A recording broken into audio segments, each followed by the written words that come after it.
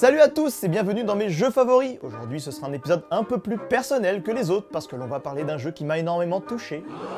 Émotionnellement je veux dire, parce qu'un jeu ça n'a pas de main. Bref, un jeu qui a changé ma vie, un jeu qui a questionné ma vision des choses et ce jeu là c'est Life is Strange.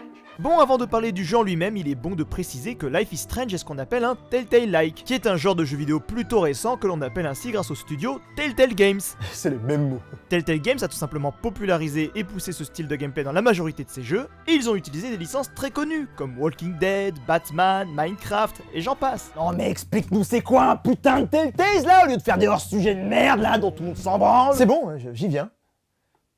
Faut attendre un peu dans la vie. Un Telltale-like, c'est un jeu qui se concentre sur la narration, un jeu où le joueur va devoir faire différents choix qui vont avoir un impact sur le déroulé des événements qui suivent. L'avantage, c'est que ça facilite grandement l'immersion au sein d'un jeu, mais à la différence d'un Mass Effect ou d'autres jeux qui utilisent ce genre de mécanique, là, l'essentiel du jeu et du gameplay est basé dessus, pour mettre en valeur l'histoire racontée. C'est bon, t'es content? T'as eu ce que tu voulais? Non mais parle-nous du jeu, la putain de tarasse, on s'en bat les schlags de ce qu'un Telltale, bordel de merde! Je vais t'appeler Monsieur Démonétisation, je crois. Alors dans Life is Strange, vous incarnez Max Caulfield, une fille naturellement plutôt discrète qui vient de revenir dans sa ville natale pour poursuivre des études de photographie dans la prestigieuse Académie de Blackwell. Des études donc pleines de débouchés qui garantiront certainement un brillant avenir chez McDonald's. On rappelle tes études à toi? Des études de cinéma. Max Caulfield, en plein cours de langage photographique, fait un rêve prémonitoire complètement barré à base de tempête absolue qui ravage tout sur son passage, puis se réveille soudainement avec le pouvoir de remonter le temps.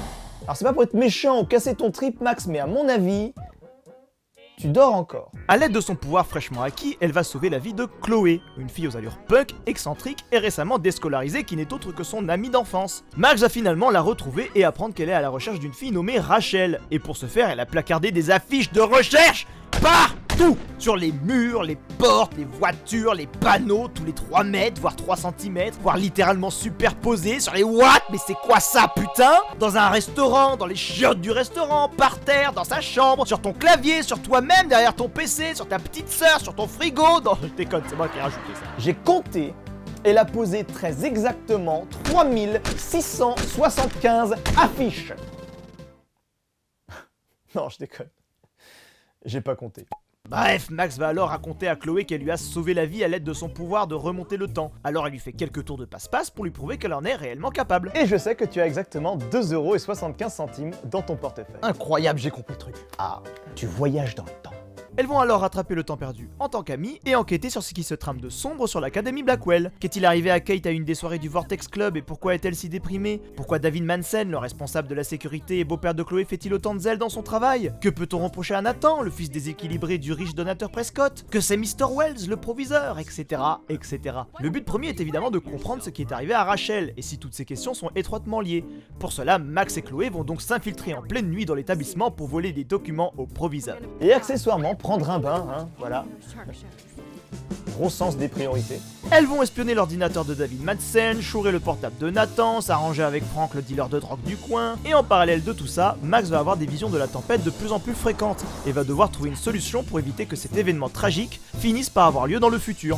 Bon là, je vous ai fait un résumé rapide du scénario, mais j'aimerais revenir sur ce qu'il y a de plus important dans Life is Strange, c'est-à-dire la capacité de Max à revenir en arrière, de pouvoir faire des choix, et de revenir sur ses choix. Car tout le sel du jeu tourne autour de ça, et ce n'est pas seulement qu'une question de gameplay. Gameplayment parlant, Gameplayment parlant.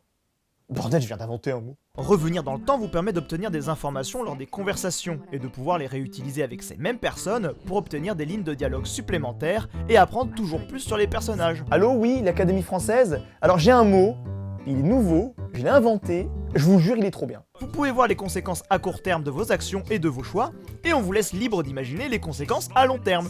Comment ça, c'est de la merde, mon idée? Ouais, bah c'est ça, au revoir, au revoir. Au revoir. Bon après j'avoue heureusement qu'on n'est pas tous comme Max à faire une putain de crise existentielle à chaque fois qu'il y a un choix à faire. Hein. Ah mais c'est vraiment pourri, tu veux pas mettre un autre truc? Eh, tu veux une clope? Sur place ou emporté? Mais là où Life is Strange va plus loin, c'est qu'ils utilisent...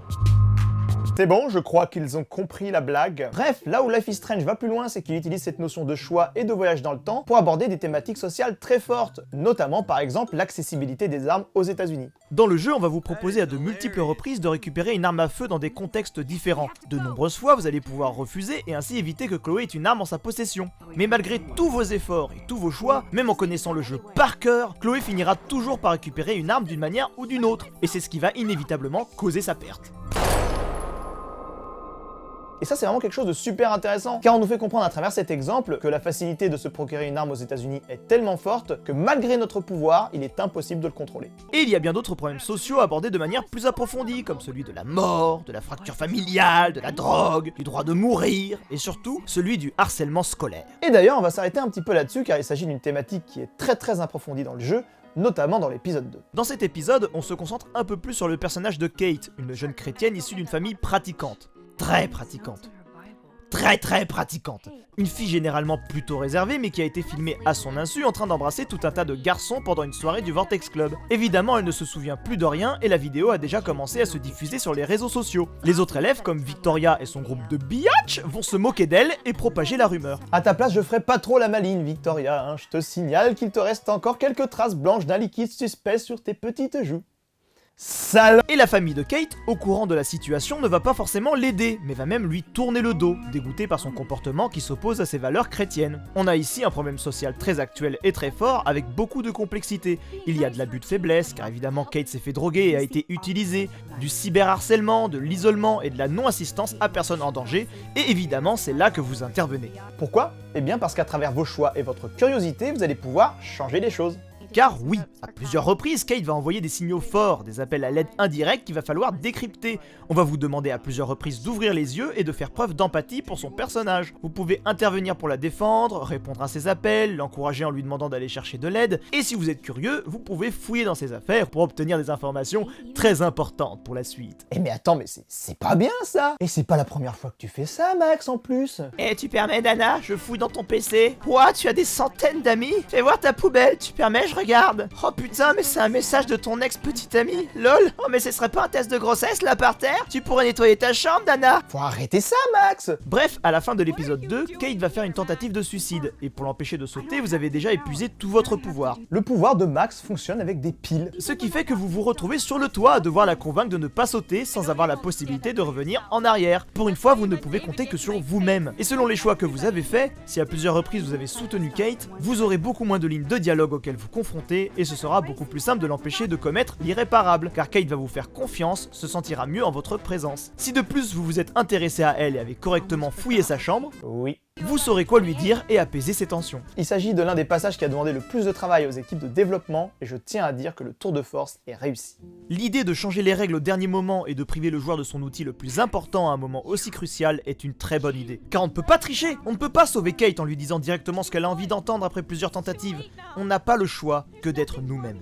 Et ça, c'est un message très fort, car dans la vraie vie véritable de la réalité, savoir être à l'écoute de l'autre dans des moments de détresse, s'intéresser à lui, essayer de le comprendre, eh bien c'est un des meilleurs moyens de pouvoir l'aider à s'en sortir. En tout cas, c'est ce que je pense et c'est comme ça que j'interprète ce passage. D'ailleurs, être à l'écoute de l'autre est un point fondamental de Life is Strange, car ce qui est particulièrement soigné dans le jeu, c'est bel et bien le traitement des personnages. Et ça, c'est un point que les principaux réalisateurs du jeu n'hésitent pas à préciser. Life is Strange arbore des dizaines de personnages et il est possible de creuser et d'en savoir plus sur eux en allant tout simplement leur parler, en utilisant son pouvoir pour comprendre ce qu'ils vivent, leur façon de penser. On se rend rapidement compte que tous les personnages sont nuancés, qu'ils vivent des situations complexes. L'exemple que j'aime bien prendre pour illustrer cela, c'est David Madsen, qui est selon moi l'un des personnages les mieux écrits du jeu. Et accessoirement mon personnage préféré. De prime abord, les premières impressions données sur David Madsen sont très dévalorisantes, et il est très facile d'avoir des a priori. C'est un cliché absolu, un vétéran patriotique, autoritaire, qui a des tendances impulsives et paranoïaques, avec un sens du devoir très personnel à la limite du moral. Amateur d'armes, il veut installer des caméras de surveillance dans toute l'académie, et semble très fermé à la discussion. You know exactly what you're doing. Mais l'erreur à ne pas commettre, ce serait justement de s'arrêter à ça, de ne pas essayer de comprendre pourquoi il réagit ainsi et ce qu'il est au-delà de tout ça. David Madsen sait qu'il se trame quelque chose de grave sur l'académie de Blackwell. Au début du jeu, il en sait bien plus que Max et Chloé, et sa tendance à surréagir ou à être sur le qui-vive vient de la pression apportée par cette affaire qui menace tout simplement les élèves de Blackwell ainsi que son emploi. D'où son envie d'installer des caméras de surveillance, car il faut bien noter que son intention n'est pas de supprimer des libertés aux élèves, mais d'assurer leur sécurité. Et ça c'est quelque chose d'intéressant, car que l'on soit d'accord ou non avec ça, que ce soit l'ultime flicage ou alors une garantie de sécurité, eh bien le plus important c'est de comprendre que les intentions de ceux qui nous opposent ne sont pas forcément mauvaises. En discutant avec David, vous apprenez également qu'il a l'esprit bien plus ouvert qu'on l'imagine, qu'il a ses raisons d'être autoritaire avec Chloé et qu'il tient énormément à elle. Il a l'esprit de famille et est un mari aimant qui prend soin de sa conjointe. En fait, David Madsen est un personnage plein de défauts qui rentre notamment en conflit avec ma propre vision des choses d'ailleurs. Mais il n'en reste pas moins humain avec tout un tas de qualités et de valeurs. I promised Joyce that I would protect her and Chloe. How can I face her and explain this? I never even told Chloe that God damn it! Je tiens aussi à faire remarquer que les premières impressions vont également dans les deux sens. Warren, qui est un personnage avec lequel la majorité des joueurs s'identifient, Les mecs qui ont joué à Life is Strange, faites pas semblant. se révèle au fur et à mesure désagréablement insistant, et même parfois violent. Huh? Feel this, motherfucker! Monsieur Jefferson, excellent pédagogue, passionné et à l'écoute de ses élèves, voilà. Rachel est un déchet, et donc sa place est avec les déchets. Bref, tous les personnages sont grillés très approfondis. La réponse est non. Car j'ai oublié de vous parler de Random Connasse, qui garde l'entrée VIP de la soirée du Vortex Club. C'est la première fois que tu croises cette connasse de la fucking life. Elle n'a pas une seule ligne de dialogue depuis le début. Elle n'a même pas de prénom, mais 265,2 personnages qui ont exactement la même putain de gueule qu'elle. Mais elle, cette connasse, te connaît par cœur vraisemblablement, t'empêche de rentrer en te prenant de haut comme la pire des pétasses, accompagnée par son random bodybuilder de service là. Ce personnage, il n'est pas gris, son cœur est noir, noir foncé. Elle ne mérite aucune sympathie, elle ne mérite rien à part une entrée gratuite pour la porte des enfers. Je la déteste. Toi là, putain, arrête de jouer à Total War, la putain de ta grand-mère.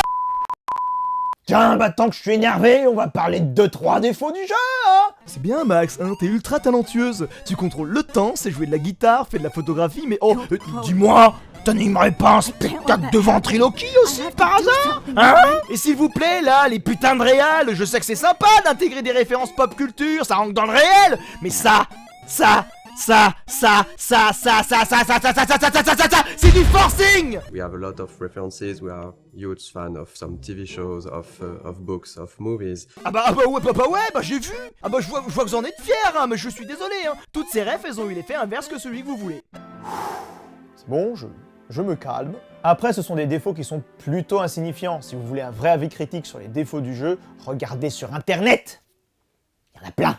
Enfin, j'aimerais ajouter quelques mots sur la principale thématique du jeu, c'est-à-dire l'importance du choix, car c'est un sujet qui me tient énormément à cœur. Avec un pouvoir comme celui de Max, on s'impose en permanence la contrainte de faire le bon choix.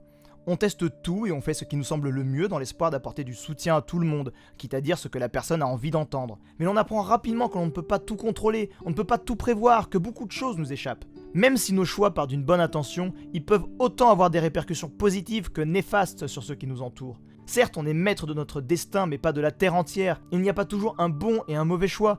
Alors le plus important, c'est de savoir assumer ce qu'on fait et être fidèle à ce qu'on est. What we wanted to do also with this Yeah, game is because- to show that it's difficult to make the choice and But it's you even more difficult to live with it, but you have to learn But to you do still that. have Mais si néanmoins vous rêvez de pouvoir revenir dans le passé comme le fait Max, eh bien sachez que c'est possible. Ça s'appelle tout simplement apprendre de ses erreurs. Et c'est pour ça que je vous partage ce splendide monologue de Bandersnatch. Les gens croient qu'il n'y a qu'une seule réalité alors qu'il en existe des milliards qui se divisent comme des racines, et ce que tu fais sur un chemin affecte tous les autres.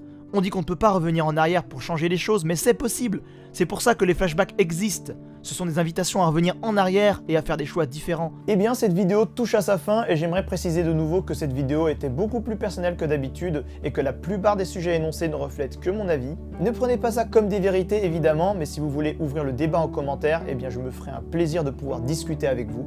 Bon, et pour une fois que la vidéo le permet, je vous laisse choisir si la vidéo vous a plu ou non. Oh putain,